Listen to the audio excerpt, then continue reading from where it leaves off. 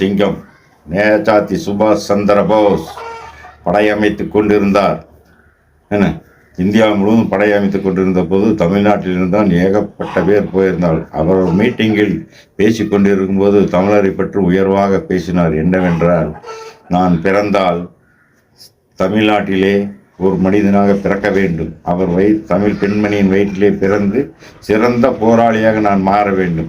இதற்கு பல வடநாட்டவர்கள் எல்லாம் எதிர்ப்பு தெரிவித்தார். என்ன இப்படி தமிழ்நாட்டை போய் உயர்த்தி பேசுறீங்க அப்படின்னு கேட்கும்போது அவர் பதில் தருகிறார். என்னவென்றால்,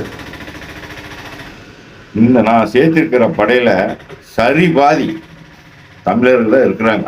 அவங்க தான் வீரமானவங்க. உயிருக்கு துணிஞ்சு என்ற படையில ஒரு 1000 பேர் இருக்கிறோன்னா 500 பேர் நம்ம வடநாட்டவர்கள் சேர்ந்து எல்லாரும் சேர்ந்து தான் பாதி இருக்கிறோம். ஆனால் அவர் ஒரே தமிழ்நாட்டை சேர்ந்தவர்கள் பாதி பேர் இருக்கிறார்கள்.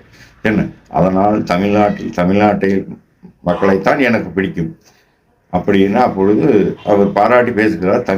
தமிழகத்தை பார்த்து, பிறந்தால் தமிழகத்தில் பிறக்க வேண்டும், வீரமாக இருக்க வேண்டும் என்று அவர் இது பண்றார்.